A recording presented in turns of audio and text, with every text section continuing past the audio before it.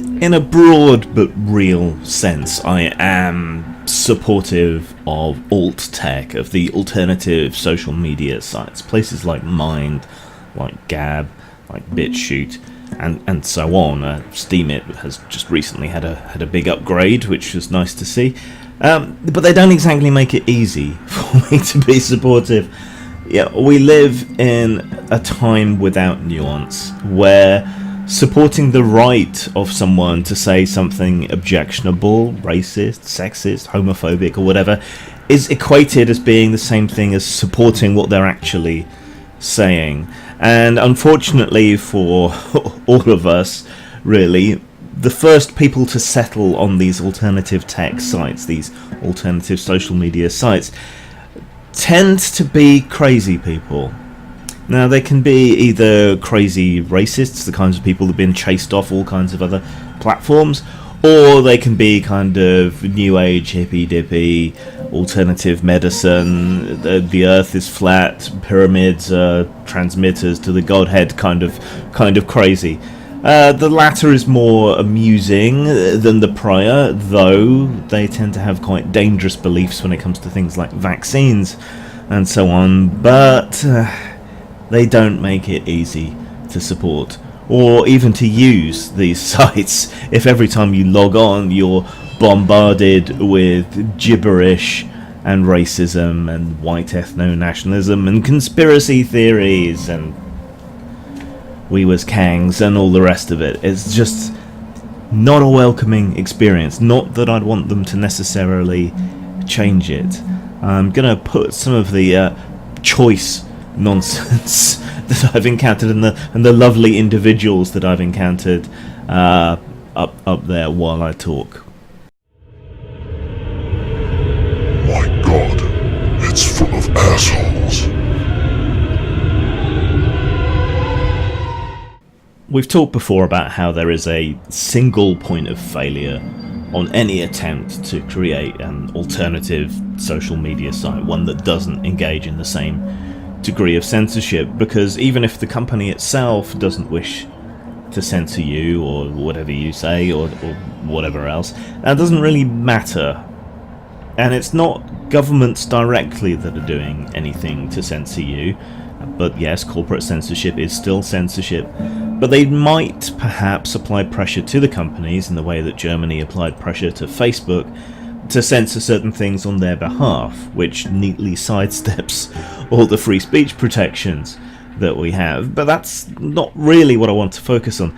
This morning I got an email from Gab, I just kind of have a placeholder account on there, telling me that they're now coming under financial pressure from their payment processors, PayPal, Skype, and so on. We've also seen the same thing happen with other alternative funding sources.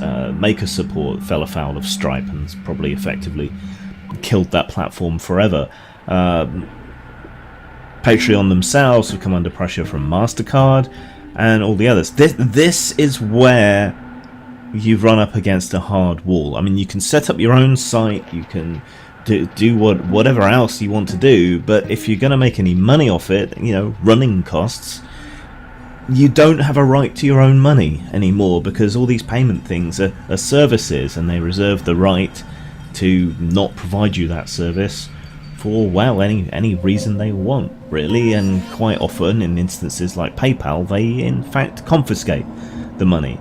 This isn't new, this has been a story for years and years and years, but people are now running into it in this social media interconnected age, and so that's become a big thing. So, what do? There's no easy solution. Cryptocurrencies are a way around this to an extent, but if you want to turn that cryptocurrency into real money, that ultimately relies on some form of payment processor. And if they decide that they're not going to tolerate Bitcoin transactions anymore, of any kind, not just the titular Bitcoin, then we're all in a great deal of trouble there too. And it's just not scalable or usable enough for J-random spod like me to use effectively. I don't think you'll be able to successfully run a company purely on Bitcoin, because it's so impenetrable to new users, and the user base probably isn't just there, and then there's the fluctuations in the value of digital currency and so on as well. So there's no real way around that there. And you've got the usability problem. I mentioned Steemit. They've just recently updated to a rather crude WYSIWYG editor for putting up posts, which is a welcome move. But that has been a barrier to entry, as well as the whole digital currency thing. That is swamped not only by the same kind of radical nonsense, radical in both senses of the word, that you get on other platforms, but it's also rife with bots and scammers and Bitcoin evangelists, which renders that relatively unusable. Gab and Mines have issues because they've been primarily first wave colonized by lunatics. This is a problem. You don't want to silence them, but it's massively off-putting to normies, really. So how are you going to achieve that audience, and how are you going to bypass the problems when it comes to payment services? And there simply isn't a good solution at the moment. Bitcoins might get there eventually as a way around the funding crisis, but otherwise I don't know. I mean, basically places like Gab, like Mines, are going to have to buckle at some point to the payment processors. Otherwise they're going to be blocked from money.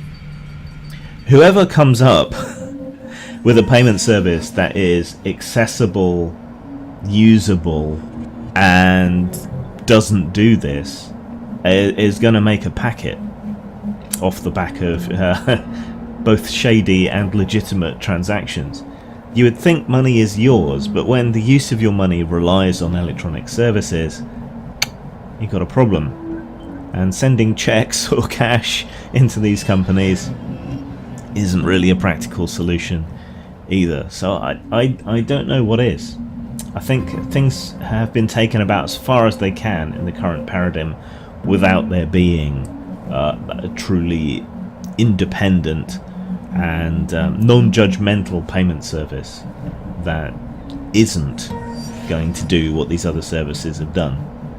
And they stand to make a lot of money, and if I had a way to do it, I would be doing it. But yeah, just be aware when you use these alternative services of the image you're projecting, of whether you want it to be a success, of whether you want the promoted posts and so on to be flooded with white nationalist propaganda and woo.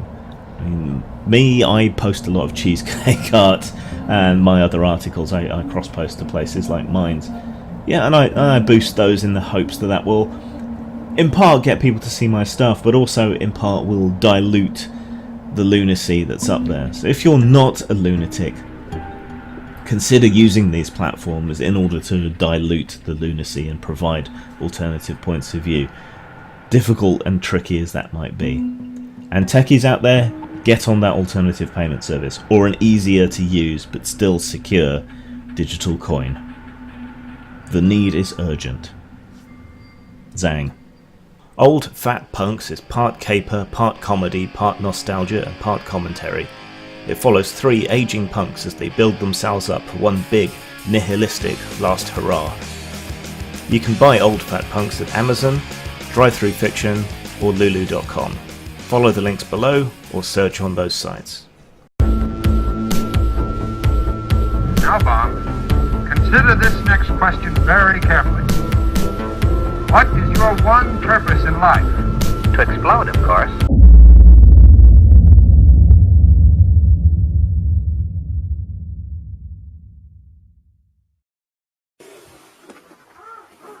What happened today? See, I don't like I have, okay, like a lot of you, I hate a lot, you know?